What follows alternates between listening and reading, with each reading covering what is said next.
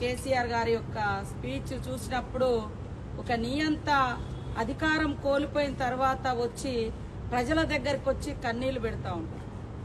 అది ఈరోజు ఆయన చేసినటువంటి కార్యక్రమం తప్ప అధికారం పోయిందనేటువంటి అక్కసు దాన్ని వెళ్ళగక్కుతూ ఎవడైనా రజతోత్సవ సభ జరుపుకుంటే వాళ్ళ త్యాగాలు వాళ్ళ విజయాలు లేదా రేపటి మా పోరాటం ఇది అదే అని చెప్పుకుంటారు. కానీ మరి ఎంతసేపు బాధ అనిపిస్తుంది అని బాధపడుతున్నాడు. ఎవరి కోసం బాధపడుతున్నావయ్యా? కేవలం అధికారం పోయిందనేటువంటి బాధ. అధికారం పోయిన తర్వాత నీ కుటుంబంలో అనేక చీలికలు పేలికలు అనేక ఆస్తులు అటు ఇటు అవుతున్నాయి, బజార్న పడుతున్నాం అనేటువంటి బాధ తప్ప ప్రజల గురించి నీకు బాధ ఉంటే గత 10 సంవత్సరాలలో నువ్వు ప్రజలకు ఏం ఒరగబెట్టినావని మేము అడుగుతా ఉన్నాం. నీకు నిజంగా ప్రజల మీద ప్రేమ ఉంటే అధికారానికి వచ్చే ముందు ప్రతి పేదవాడికి ఇల్లు ఇస్తా అన్నావు. ఎన్ని ఇల్లు ఇచ్చినావు?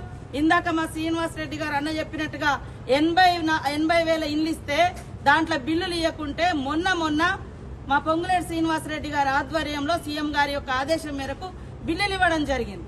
అదే కాకుండా మరి ఇంటికొక ఉద్యోగం అన్నావు. మేము 10 నెలలలో 12 నెలలలో 59,000 ఉద్యోగాలు ఇచ్చినాం. అనేక మంది నిరుద్యోగులను వాడుకొని నువ్వు అధికారానికి వచ్చి వాళ్ళని అణిచివేస్తే వాళ్ళు చాలా మంది ఆనాడు ఆత్మహత్యలు చేసుకున్నారు. అదే కాకుండా సర్పంచ్ల బిల్లులు అబద్దాలను 10 సార్లు చెప్తే నిజమైతుందనే భ్రమలలో ఆ కుటుంబం ఉంది. అందుకనే పదే సోషల్ మీడియా తోటి కూడా తప్పుడు వార్తలు రాయించి మరి తప్పుడు ప్రచారం చేస్తున్నారు. కాబట్టి తప్పుడు వెధవలకు తప్పుడు ఎవరైతే ఉంటారో అలాంటి వాళ్ళకు ఖచ్చితంగా కేసులు పెడతాం. ఈ రోజు మరి ఏదైతే మా ప్రభుత్వంలో ఇల్లు ఇవ్వడం జరుగుతుంది, ఆడబిడ్డలు ఎక్కేది ఏంటిది? ఎర్ర బస్సు. ఇవాళ మీ బిడ్డ అంటే సరే పెద్ద కార్లలో తిరుగుతుంది, చాలా మరి అనుభవిస్తుంది. ఉద్యమ ఆకాంక్షను వాడుకొని మీ కుటుంబం మీరు అధికారంలోకి వచ్చి 10 ఏళ్లు దర్జాగా ఉన్నారు. కానీ పేదింటి ఆడబిడ్డలకు బస్సు పెడితే కూడా ఆ బస్సులలో కొంతమంది వీళ్ళ మనుషులను పంపించి కొట్లాటలు చేయించి కొట్టుకునే రకంగా చేసి వీడియోలు చేయించి అంత అక్కసు, ఆ అక్కసునంతా కూడా ఇవాళ కూడా అత్యంత నీచంగా ఆడబిడ్డలు బస్సు వద్దంటున్నారు. ఒక్కొక్క ఆడబిడ్డ ఇవాళ బస్సు వాడుకోవడం మూలంగా మినిమం 3-4 వేల రూపాయలు వాళ్ళకి ఆదా అవుతుంది. ఇవాళ నీళ్ల గురించి అయ్యా నువ్వు 1000 కోట్లు మింగినవు తప్ప నీళ్లు ఇయ్యలే. మా సర్వేలో బయటకు వచ్చింది. అధికారులను బెదిరించి అదిరించి ఎమ్మెల్యేల సంతకాలు కూడా తెప్పించుకున్నాం ఆ రోజు ఇస్తున్నట్టుగా. కానీ ఈ రోజు మేము మా గత ప్రభుత్వంలో వేసినటువంటి బోర్లు కానీ అదేవిధంగా ఇతరత్ర లోకల్ సోర్స్ కానీ అవన్నీ వాడుకుంటూ ప్రతి సంవత్సరం మేము దాదాపుగా 150 కోట్లు ఈ రిపేర్లకు ఈ మెయింటెనెన్స్ కి ఇస్తూ పాటు కొత్త సోర్స్ ను కూడా మేము ఇవ్వడం జరిగింది. ఇవాళ కేవలం కమిషన్లు నువ్వు తీసుకున్నావు.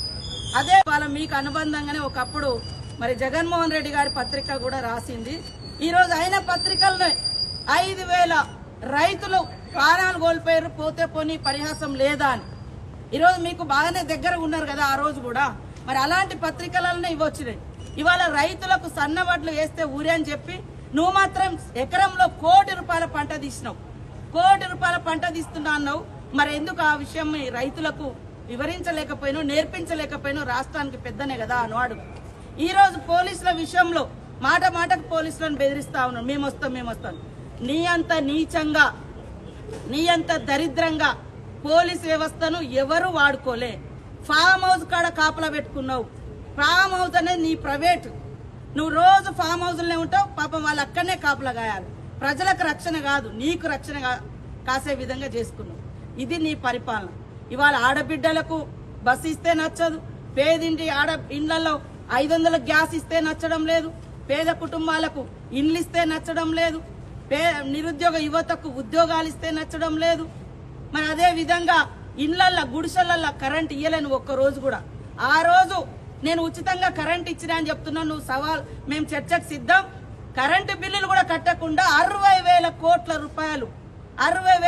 రూపాయలు బకాయి పెట్టిపోయినావయ్యా. ఇవాళ అప్పులు తెచ్చడం గొప్ప అని చెప్తున్నావు.